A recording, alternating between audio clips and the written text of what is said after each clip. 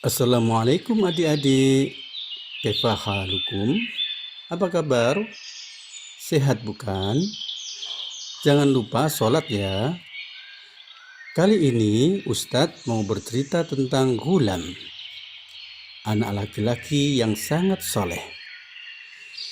Kisah ini diceritakan Allah dalam surah Al-Buruj.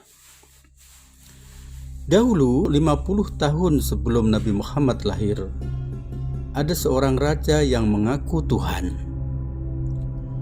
Rakyat dipaksa untuk menyembahnya. Sang raja memiliki tukang sihir yang selalu membantu raja supaya rakyat selalu tunduk kepadanya. Ketika tukang sihir raja sudah tua, ia berencana mencari penggantinya. Ia pun mengumumkan ke tengah masyarakat untuk mencari pengganti dirinya. Dan akhirnya dipilihlah Ghulam, anak laki-laki kecil yang sangat cerdas, untuk dididik sebagai tukang sihir istana. Karena Ghulam masih harus membantu orang tuanya, ia pun setiap hari pulang pergi dari rumah ke istana untuk belajar sihir. Suatu hari, saat hendak ke istana, Ghulam bertemu dengan seorang syekh. Setelah tahu bahwa Ghulam belajar sihir, syekh pun menawarkan kepada Ghulam untuk belajar kepadanya.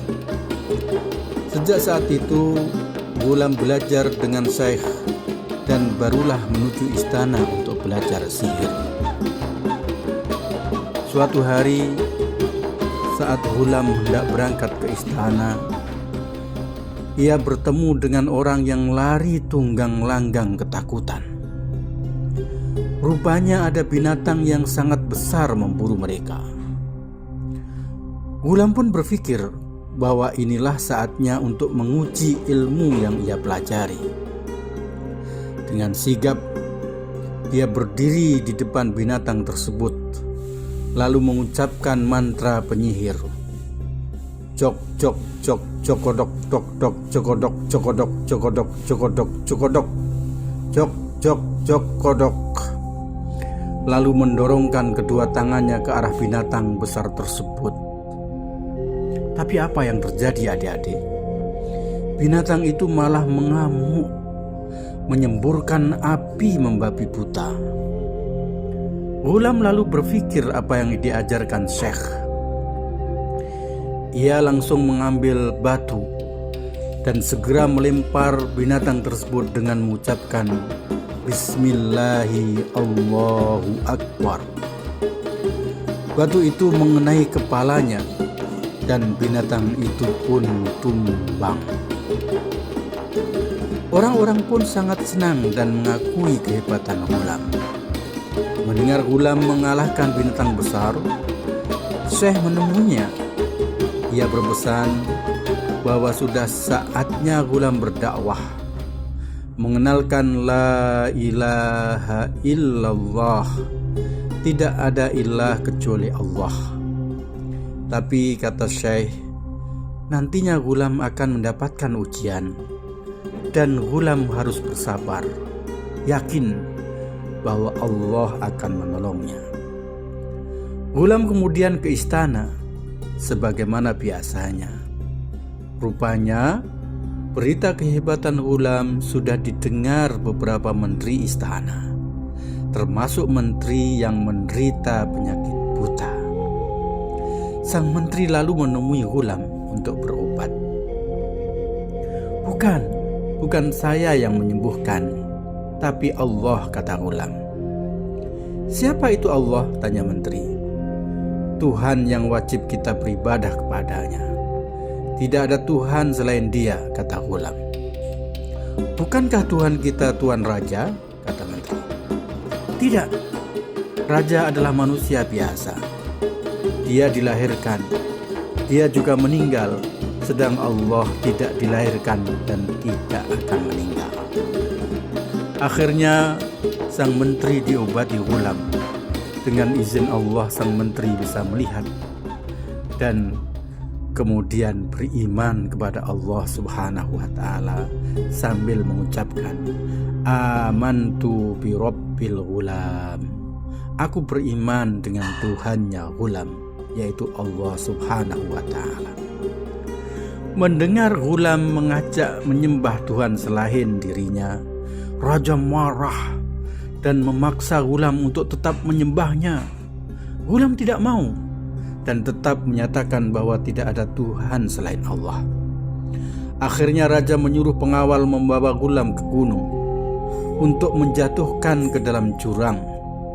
Sesampai di gunung, bumi bergetar, batu-batu besar berjatuhan, para pengawal mati kejatuhan batu. Ghulam pun kembali ke raja agar raja bertaubat. Sang raja makin marah dan menyuruh pengawal membawa Ghulam ke laut. Sampai di tengah laut, gelombang menerjang, perahu mereka pun karam, dan dengan pertolongan Allah, Ghulam pun selamat.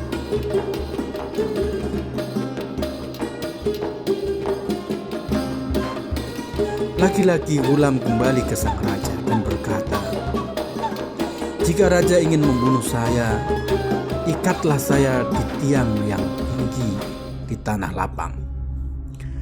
Kumpulkan semua orang untuk menyaksikan, lalu panahlah saya."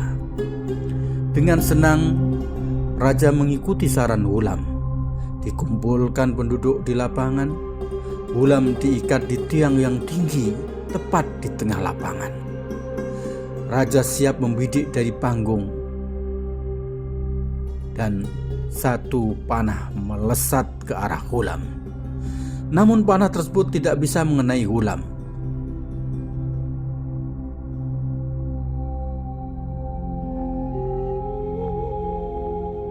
Menyusul panah kedua, ketiga, keempat, kelima, namun semua meleset. Tidak ada satupun yang mengenai Ghulam.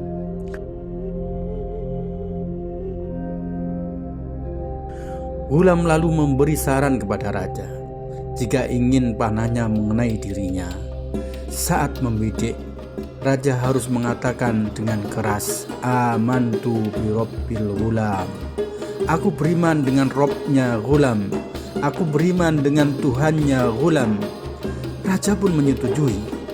Segera ia membidikkan busurnya kembali dan berkata dengan lantang, amantu bi rabbil ghulam.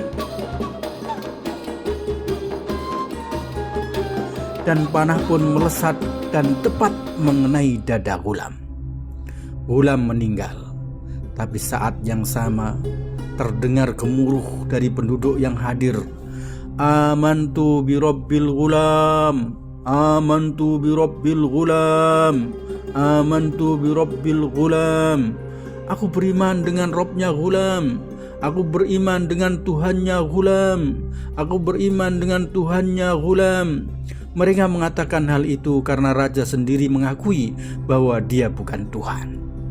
Raja marah, lalu memerintahkan pasukannya untuk membuat parit di setiap jalan keluar dari lapangan. Parit itu diisi api yang membara, menyala-nyala. Setiap orang yang hendak lewat ditanya, siapa Tuhannya? Jika ia menjawab bahwa Tuhannya adalah Tuhannya Ghulam, Allah Subhanahu wa ta'ala, maka dimasukkan ke parit. Dan semua orang beriman kepada Allah, satu persatu dimasukkan ke parit. Dan terakhir, tibalah seorang wanita yang menggendong bayi. Ia ragu, kasihan anaknya jika harus masuk api. Dalam keraguan, bayi tersebut berbicara, Bunda, jangan ragu, Allah bersama kita. Akhirnya wanita itu pun masuk ke api bersama bayinya. Demikian adik-adik, kisah Ghulam, anak laki-laki yang beriman kepada Allah Subhanahu wa ta'ala, teguh dengan keimanannya. Insya Allah Ustadz yakin adik-adik semuanya akan menjadi orang-orang yang teguh dengan imannya apapun yang terjadi. Wallahu a'lam bishawab. Terima kasih adik-adik. Assalamualaikum warahmatullahi wabarakatuh.